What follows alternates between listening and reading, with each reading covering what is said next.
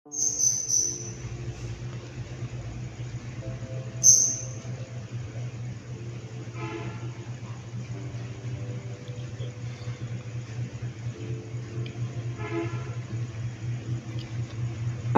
আলাইকুম everyone, welcome to my channel. আজকে আমি আপনাদেরকে চালতার টক ঝাল মিষ্টি আচার তৈরি করে দেখাবো। এই আচারটা খেতে দারুণ টেস্ট।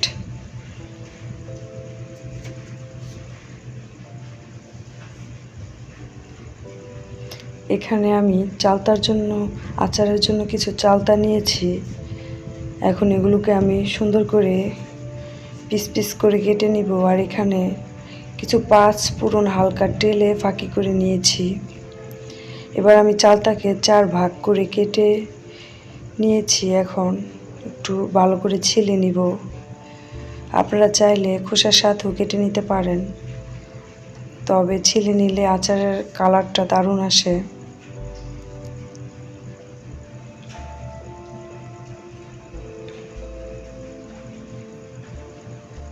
মাঝখান থেকে এরকম হাত দিয়ে চেপে মাঝখানের খোসাটাকে উঠিয়ে নিব।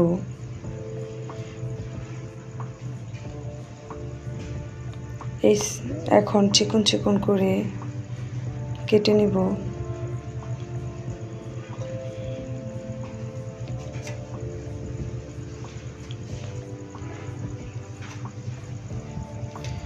এরকম করে সবগুলোকে কেটে নিব।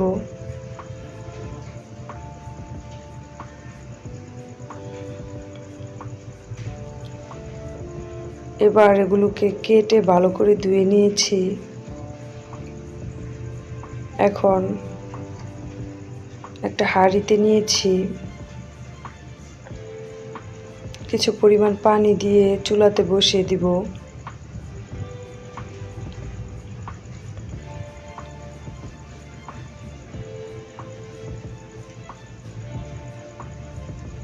এবার একটা ঢাকনা দিয়ে রেখে দেব।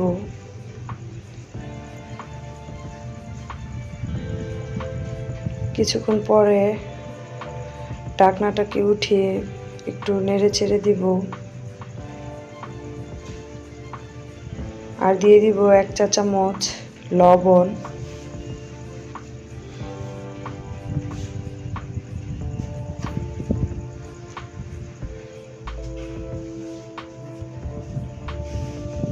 এখন একটু ফুড কালার দিয়ে দিব। অরেঞ্জ ফুড কালার নিয়েছি, আপনারা চাইলে এখানে জর্দা রঙও ব্যবহার করতে পারেন। এবার নেড়ে চেড়ে একটু মিশিয়ে নিব।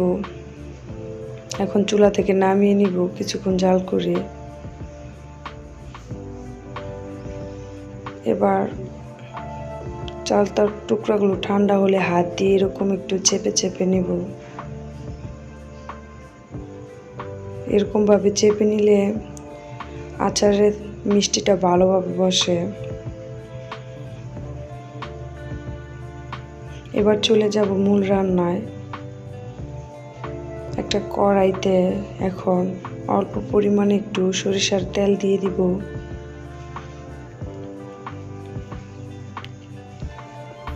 তেলটা গরম হয়ে আসলে এখানে দিয়ে দিব একটা তেজপাতা, 1 টুকরা দারচিনি আর কিছু রসুন কুচি।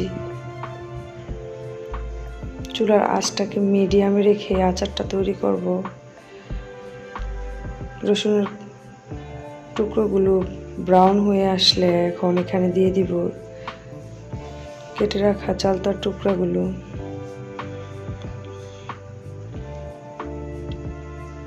এবার একটু নেড়ে চেড়ে মিশিয়ে নিব এবং কিছু সময় একটু জাল করে নিব।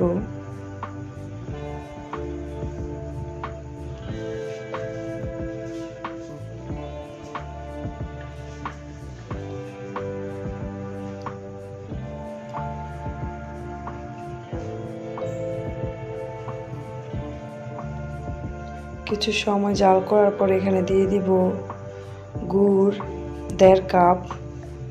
আপনারা চাইলে এটাকে চিনি দিয়েও করতে পারেন, তবে আমার কাছে আচারটা গুড় দিয়ে করলে অনেক ভালো লাগে। এবার একটু নেড়ে চেড়ে ভালোভাবে মিশিয়ে নিব।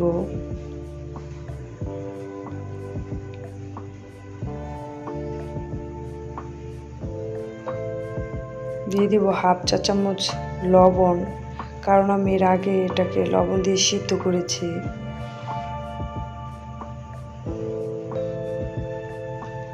এখন দিয়ে দিব 1 টেবিল স্পুন বিট লবণ। সবগুলোকে মিশিয়ে এখন একটা ঢাকনা দিয়ে ঢেকে দিব গুড়টা গলা পর্যন্ত। কিছুক্ষণ পরে ঢাকনাটা উঠিয়ে একটু নেড়ে চেড়ে নিব। এখন বাকি রান্নাটা আমি ঢাকনা ছাড়াই করব।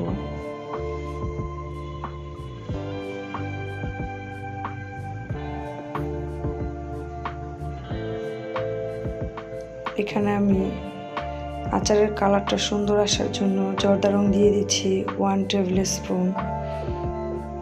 এবার নেড়ে চেড়ে জাল করে নিব।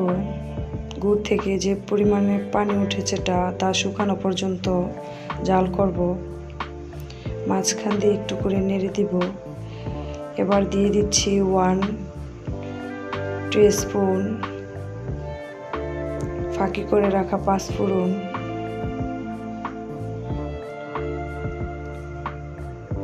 এবার নেড়ে চেড়ে মিশিয়ে নিব এবং কিছুক্ষণ চুলায় জাল করে নিব। দিয়ে দিচ্ছি 1 টিস্পুন ফাঁকি করে রাখা শুকনো মরিচের গুঁড়ো।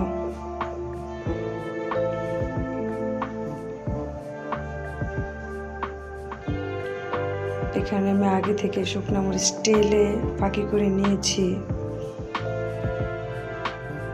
আরো কিছুক্ষণ জাল করার পর এরকম একটা গ্রেভি হয়ে আসবে। এখন চুলার আঁচটাকে লোয়ে করে